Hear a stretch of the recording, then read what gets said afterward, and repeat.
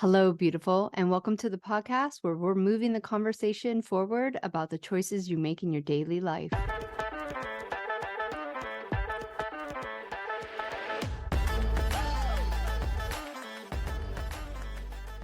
I'm your host, Monica Cox, and I'm here right alongside of you, learning, growing, observing, and trying to make better choices consciously and subconsciously. Together, we're going to become better versions of ourselves and have raw, honest, open conversations about the things that truly affect our lives. And maybe, just maybe, finally get to a place where everyone else's BS doesn't trigger us.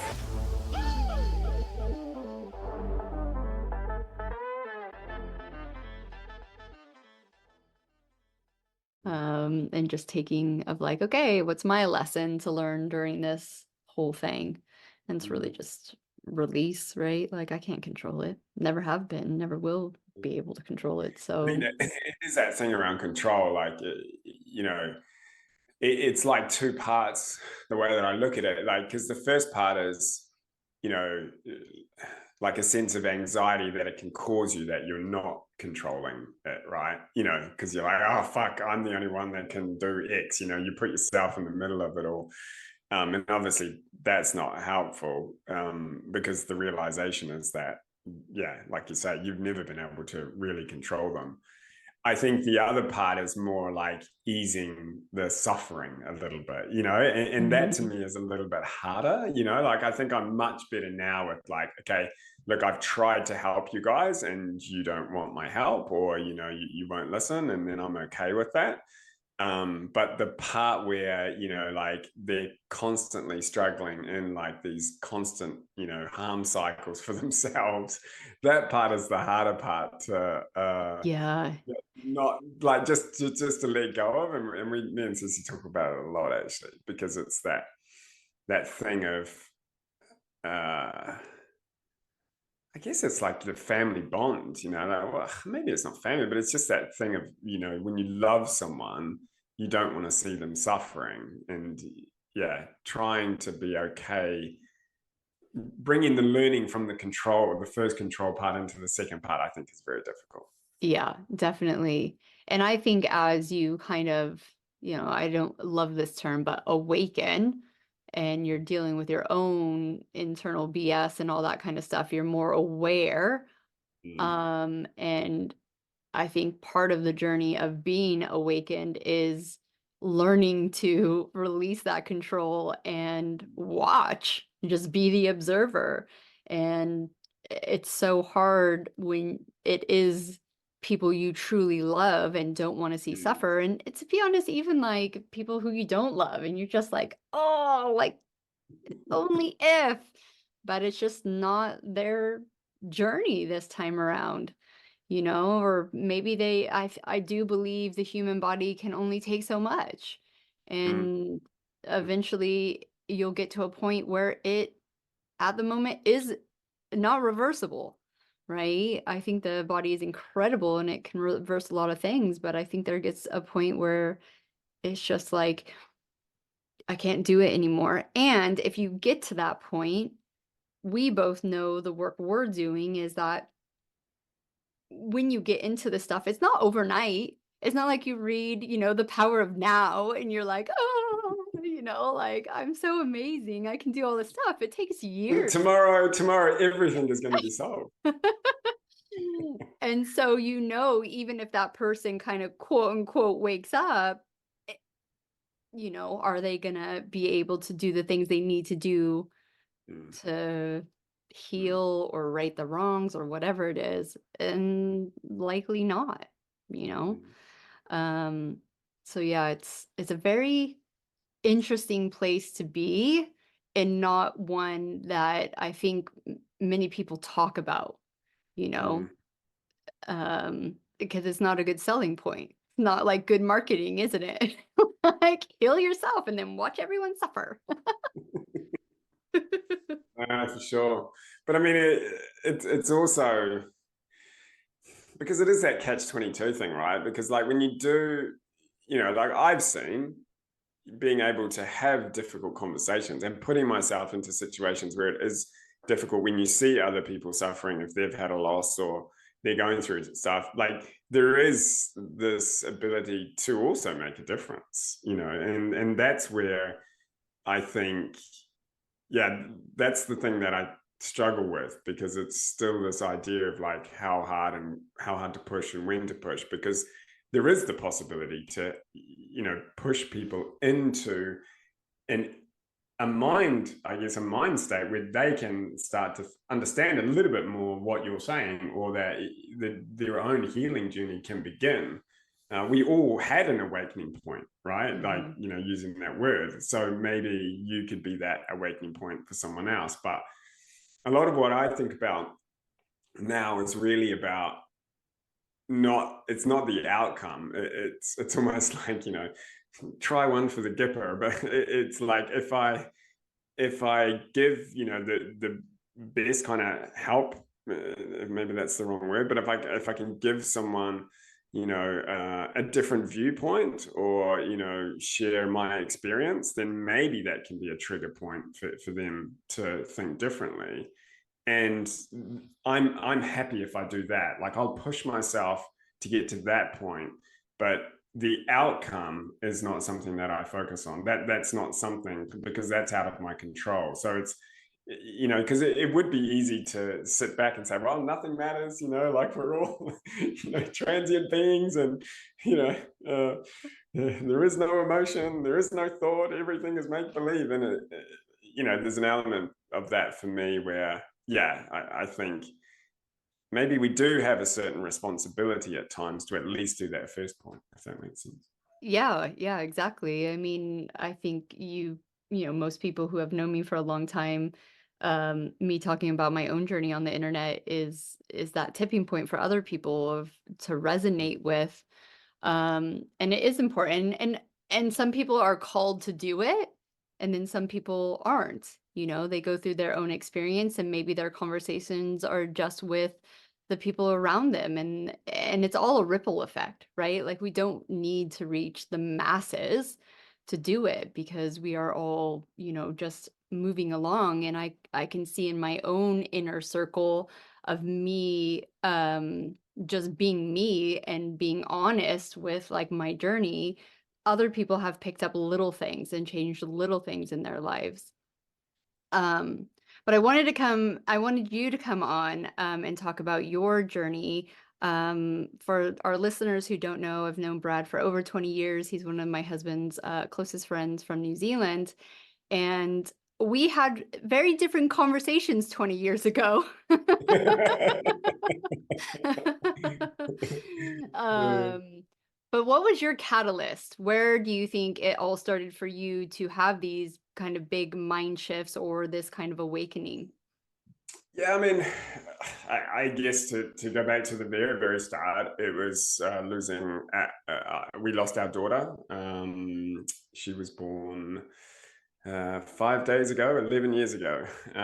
Would have been her 11th birthday, and she was born with a genetic condition, which meant that she had difficulty moving her muscles. She couldn't kind of feed herself, and breathing was very, very difficult. So we started our new family life in intensive care in the hospital, and we spent the first 3.5 months of our lives as a family in the hospital, which, as I'm sure everyone can imagine, was extremely difficult and very tough, very confronting. For me personally, I was in a brand new country with completely different language and completely different kind of rules of how everything worked. So, there was definitely a feeling of, kind of shock, not only with, what was happening, but also, the, I guess, location and situation that I found myself in. Um, we had a lot of difficult times through that period, but then we got a really wonderful moment when we got to take our daughter home. And she was with us for about another month and a half before we lost her, which was quite a traumatic loss when it happened. And as anyone else who's gone through that, and as part of my journey, I understand that there is a lot of people that go through many, many different losses, and there's a big community out there of people who understand how it is. But it was, I guess, just this complete feeling of I don't know what to do anymore. And as you said, we've known each other for a long time. I identified myself in a certain way. I was very clear who I was as a person, the type of role I played in the workplace, in my relationships, with my family. And, there was a very high level of self-confidence, I would say, with regards to, being able to, make decisions and solve problems and act and do all of those things. And basically, through that whole entire period, when our daughter Annabelle was born to when she passed away, that was in essence the the earthquake or the seismic shift, which meant I don't even know who I am anymore. So that's, I guess, kind of the genesis in terms of where everything started for me. There was definitely no moments quickly after that where any kind of realization or acknowledgement of how do I carry on, or how do I remake myself, in a sense. But there was definitely a number of bad traits that now I look back on and can see that those certainly weren't going to help in my ability to actually begin a path of healing. So I guess that I would say that that's kind of like the starting point. But the path to healing was much later, I would Yeah. say. Yeah, I don't think there's many times that something big like that happens in our lives and we all of a sudden just like the light switch goes on, right? There's definitely a part of, if you want to say quote unquote bad traits that get bigger, right? The Mm. anger, the disappointment, the hurt, the lack of control, and maybe those patterns that we were running just become more self-destructive. Yeah, definitely. And, and at the time, I didn't have a language or the ability to kind of understand it. But, ultimately, and I think for a lot of people who've gone through this, that the thing that saves you when you're drowning is your ego, in Mhm. essence. And it, forms a very nice cocoon around you and says nothing else matters, only you matter. This whole thing happened to you. No one understands you. No one else could understand exactly how you feel. And anything that you need to do to get better or to get through this, it's open. Just do whatever you want. Yeah.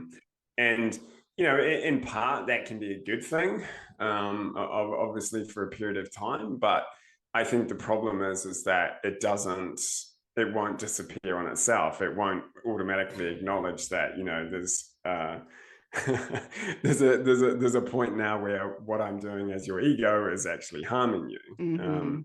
There's a really great book that I read, Grief is a Thing with Feathers, that basically the author, the family in the book lose their mother, and it's a bit magical realism that a crow comes in to the family and basically protects the family, and the crow is essentially an allegory for ego, and it stops everything from coming into the house that could damage the family. It protects the little boys, it protects the dad, it allows the dad to kind of grow with the children as they get older.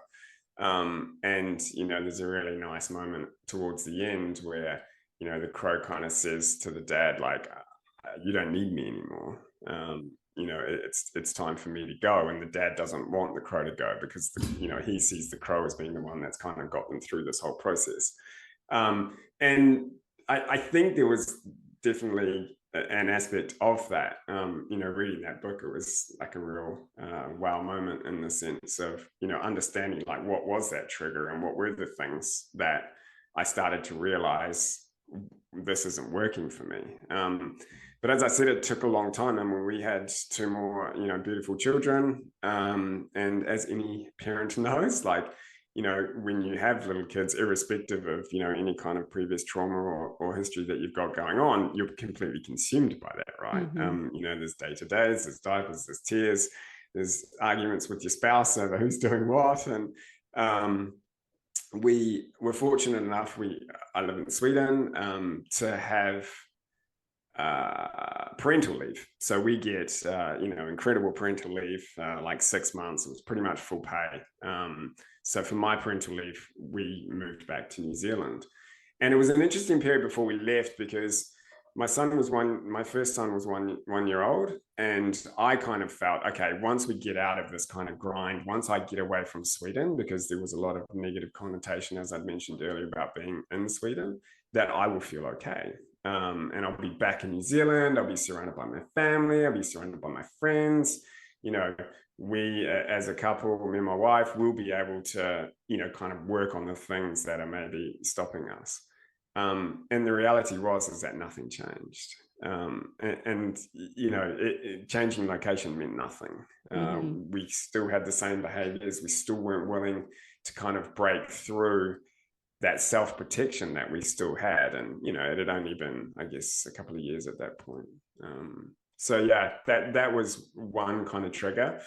But it was, another couple of years almost from that point on, which was with our second son, and we did the exact same thing. And, as I'm sure other people recognize, sometimes we lie to ourselves and we say that, okay, this time when, I get 4 months paid leave and I go back to New Zealand with both my sons, I will work on this and I'll get better. And it was only towards the end of that period of time where finally, I guess, yeah, how to describe it. I think it was awareness. I started to listen, I think. And there was so many things that I was starting to be more open towards as well, like different ways of thinking. I'd had some tentative steps into, thinking about meditation. And basically there was an understanding that what I was doing wasn't working. I Hmm. was still feeling awful. My mental health wasn't great. Throughout both of, the pregnancies that we'd have with our sons, I was an absolute mess. Hmm. I kept pushing at work. I kept thinking that work was something that would distract me and allow me to, kind of, heal, because it would just help the time go in a sense. And, really pushed myself on that front, and, took on a lot more responsibility and, trying to do everything. And I just got to the point when I was there when, yeah, there was just a clear understanding that nothing that I'm doing is working and I feel awful. Yeah. Yeah. I think that's what people for the majority need is they're tired of their own BS. And that self radical realization that I have everything that I've ever tried to work super hard for, right? The money, the flat, the kids, whatever it is. And I feel like shit inside. So when you get to that stage and you're willing to move, the only way, the only way to go is inward, right? Because you did all the outward stuff and you're so willing and wanting to have a quote unquote successful life, and you realize the successful life is happiness with what, even if that is still this great career or money or success or whatever it is, you want that happiness inside. And when you're not getting that, you're willing to shift and do those little things. As a man, do you feel that that's harder to do because of society, or has that shifted from even 20 years ago? I think I would say it's definitely shifted from 20 years ago. There is something about conditioning, I would say, definitely that we have as men. Growing up in New Zealand can be a bit of a hyper male environment at times. And, like I played the sport, I played the contact sport, and, there's always a lot of aggression and all that kind of stuff around. Grew up with two brothers.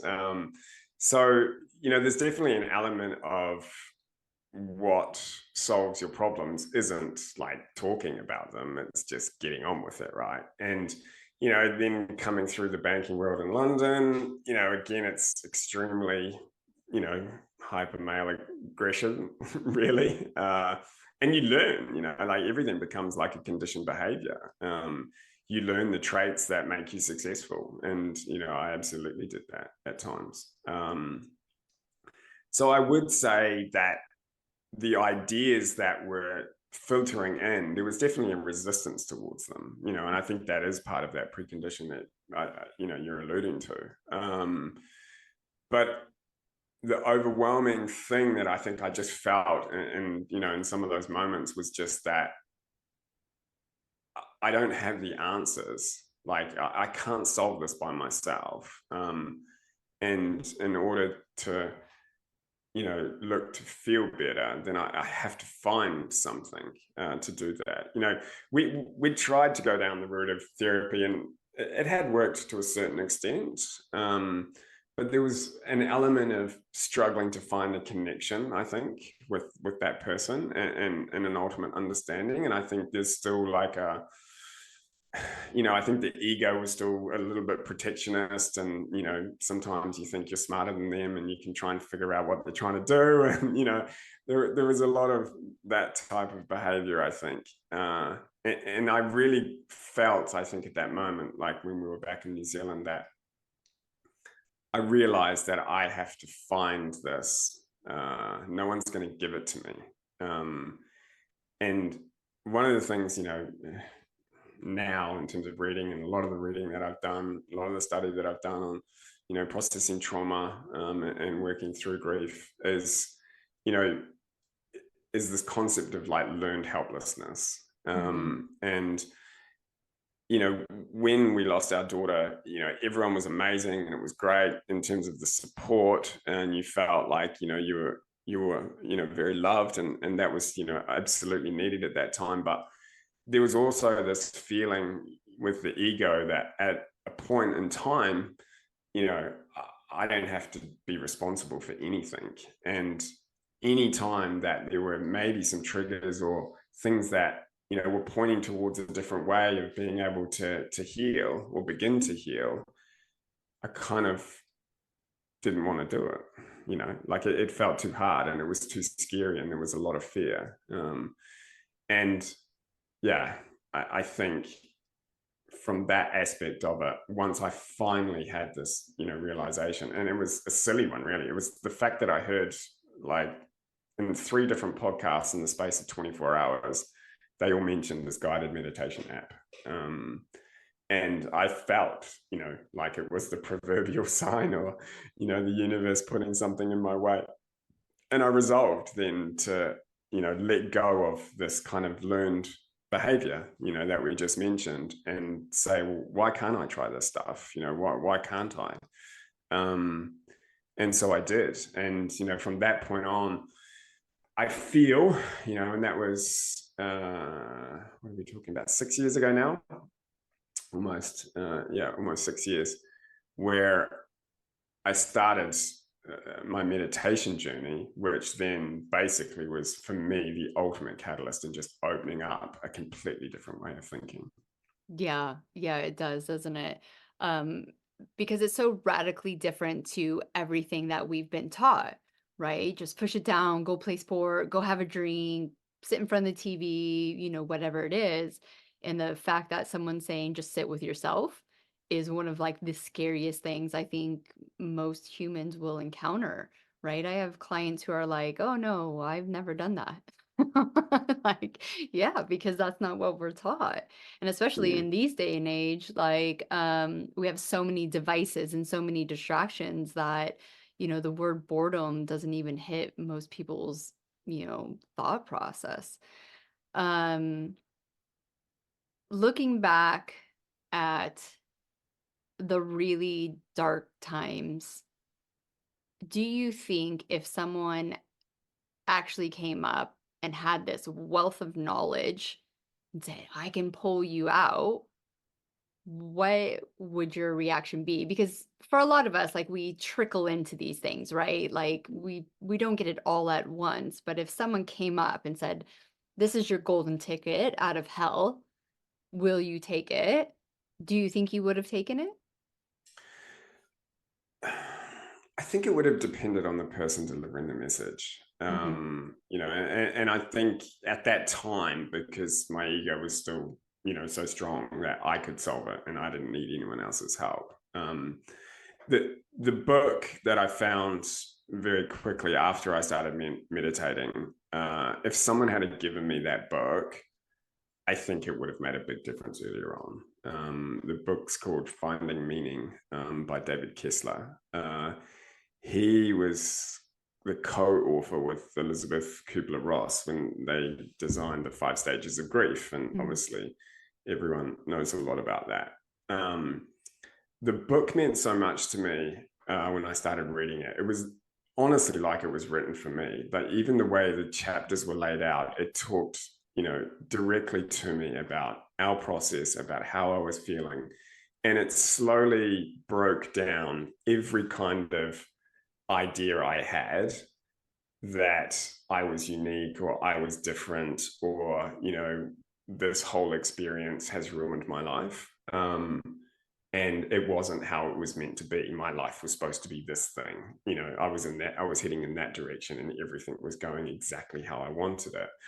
Um, and it basically laid out the point of like, things can be different and you can be a different person, but that doesn't mean it's worse.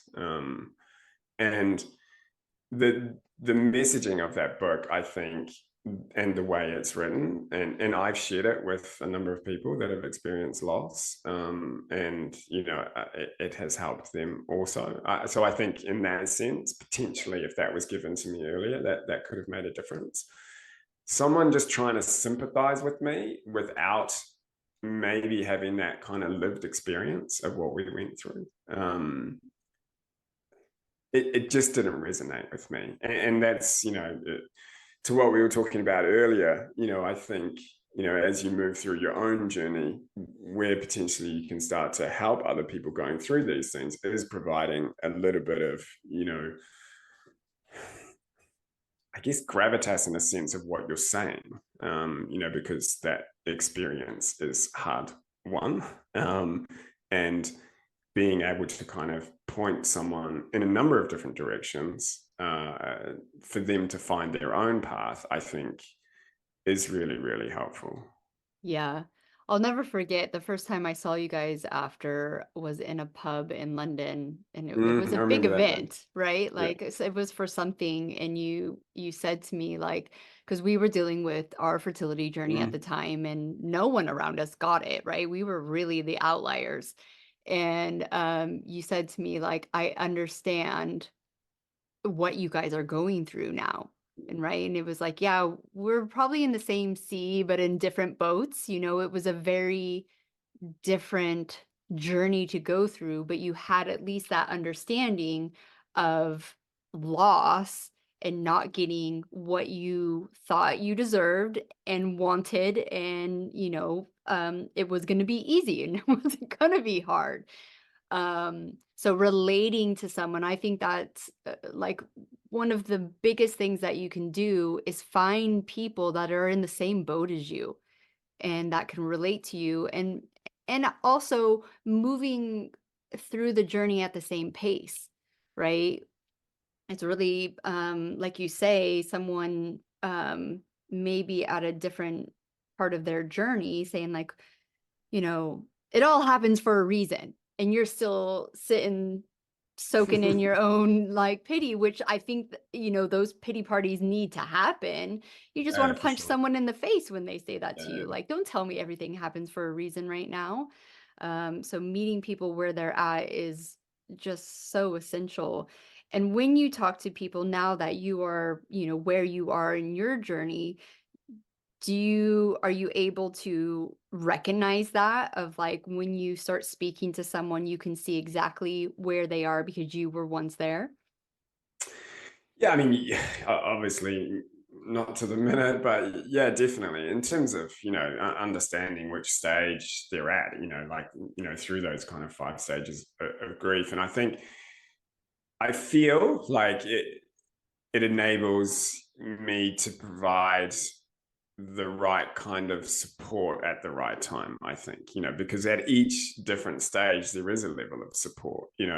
At the first stage, like you say, you don't want someone saying, we had people saying stuff to us, oh, you need to go and have another baby, like within a week of after we lost our daughter. And you know stuff like that, you just want to kill that person, Hmm. because obviously clearly there's not an understanding. But equally, the anger that I felt towards that person, then I don't feel that anger anymore, because I also understand that it is extremely difficult for people to have that conversation. Yeah. If you haven't gone through, a traumatic experience, you don't understand how someone is feeling. And, a lot of what people try to say or do try and say to people is, it's obviously well meaning. And they want to have compassion, but equally, people who haven't, kind of walked that path won't have an understanding of what to say when, which is kind of what you're alluding to. So I think for sure it makes a difference. It's important that we witness grief. It's important that we understand that the thing that happened to you is fucked. And that, of course, no one wants anything like that to happen. And there's a period of time where that's the most important thing. But, referencing back to this learned helplessness, that there's also a point in time where you have to make a conscious decision yourself to heal. And that's the tricky part, I think, because when you lose someone, and when it's someone very, very close to you, we feel like the grief is what's binding us to that person. And we Hmm. feel like, if I am not, catastrophic or catatonic with grief, then I didn't care about that person, or that, that connection wasn't meaningful, or that life didn't mean anything to me. And that's why it's important at the start to ensure that you have the ability to grieve in the way that is the right way for you. But equally, there has to be a point where you have to, recognize that holding on and feeling that way is going to impact you, and it's going to impact those around you. And there is many people around you that still need you and still love you and still want to be there to support you. And again, in David Kiss's book, he had this great quote that meant so much to me, is when particularly when you lose a child and then you have children, like, fear becomes one of the biggest things. Like, every single moment you see fear. And I know every parent does it, where you check, is my child still breathing? And you go into the room. But there was so much irrational fear for us around losing another child, and feeling like then I really couldn't go on. But the quote that he had was, fear does not stop death, but fear stops you from living. And that really meant a lot to me in that moment, because I had to recognize that every time I felt that fear, I was back in the hospital, and I was, watching this traumatic thing happen. And that just didn't serve me in any way. And, acknowledging that I was wrong, that it's just an irrational fear, is another one of the key steps, that meditation totally helped me with. Hmm. That ability to recognize a thought as a thought, and that it wasn't a truth, was really critical, and kind of given me a little bit of a roadmap upwards. So those kind of things, I think, are really important. And being able to recognize when that point is, I think, for someone to heal, it is where it's very difficult. And I think that's where someone who's gone through that journey, can potentially help. Yeah. From my perspective, and for everyone who knows you, we all know that you're an amazing writer, and you have that gift. And watching you not utilize it for so many years, until maybe you're awakening and like, hey, this is a passion of mine. I've been given this gift.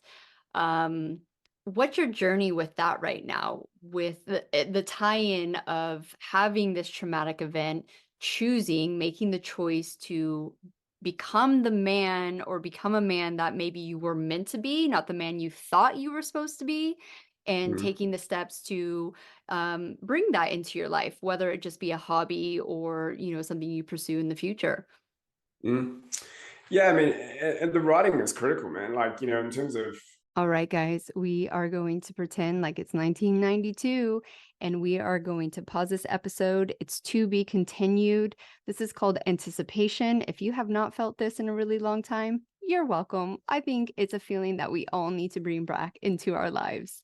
So make sure you hit that subscribe button so you don't miss an episode. And thank you once again for tuning in and looking forward to continuing this conversation on the next episode. Thank you so much again for joining us here on Choices.